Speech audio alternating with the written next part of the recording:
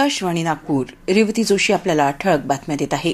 जागतिक पर्यावरण दिनाचं औचित्य साधून महाराष्ट्र राज्य मार्ग परिवहन महामंडळाच्या वतीनं राज्यव्यापी अत्याधुनिक स्वच्छता मोहिमेचा शुभारंभ मुंबईतील परळ बसस्थानक इथे परिवहन मंत्री आणि एसटी महामंडळाचे अध्यक्ष प्रताप सरनाईक यांच्या हस्ते करण्यात आला. या उपक्रमामुळे राज्यातील बसस्थानकं, एसटी बसेस, चालक वाहक विश्रांतीगृह आणि प्रसाधनगृह अधिक स्वच्छ आणि प्रवासी अनुकूल बनवण्याचा महामंडळाचा संकल्प असल्याचं सरनाईक यांनी यावेळी सांगितलं. महाराष्ट्र शासनाच्या ग्रंथालय संचालनालयानं राज्यातील सर्व शासनमान्य सार्वजनिक आणि ग्रामपंचायत ग्रंथालयांना वर्ष 2025-26 या आर्थिक वर्षाचा वार्षिक अहवाल लायब्ररी ग्रांट मॅनेजमेंट सिस्टीम या ऑनलाईन प्रणालीद्वारे सादर करण्याचे निर्देश उच्च आणि तंत्रशिक्षण मंत्री चंद्रकांत पाटील यांनी दिले आहेत.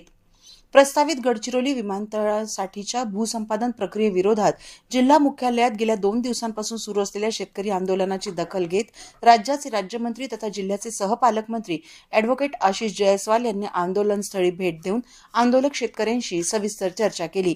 यावेळी त्यांनी विमानतळ भूसंपादनासंदर्भातील पुढील प्रक्रिया तात्पुरती स्थगित करण्यात येत असल्याचं जाहीर करून अंतिम निर्णय मुख्यमंत्री देवेंद्र फडणवीस यांच्याशी चर्चा करून घेतला जाईल असं आश्वासन दिलं.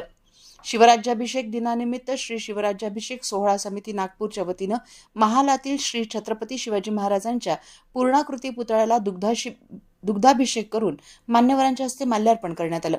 सामूहिक शिवस्तुती आणि शिवपारायण देखील करण्यात आलं. शिवराज्याभिषेक महिला मुद्रा पथक तसंच शिवकालीन प्रात्यक्षिकं यावेळी सादर करण्यात आली.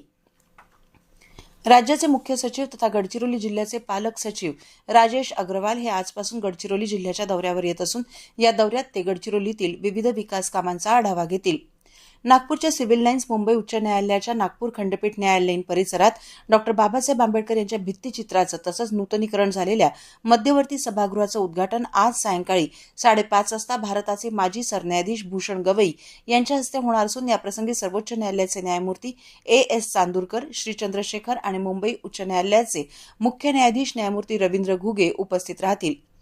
मोलमजुरी करून उदरनिर्वाह करणाऱ्या पती-पत्नीचा आज पहाटे 5 वाजताच्या सुमारास अकोला दर्यापूर मार्गावरील खरप जवळ झालेल्या भीषण अपघातात जागीच मृत्यू झाला. ट्रक चालकावर कारवाई करण्यासाठी संतप्त ग्रामस्थांनी रस्त्यावर उतरून आंदोलन केलं. पोलिसांनी घटनेचं गांभीर्य लक्षात घेता तात्काळ कारवाई करीत अवघ्या 2 तासात 2 आरोपींना ताब्यात घेतलंय. याबरोबरच हे ठळक बातमीपत्र संपलं. यापुढील ठळक बातमीपत्र आपण 11:57 ऐकू शकाल. नमस्कार.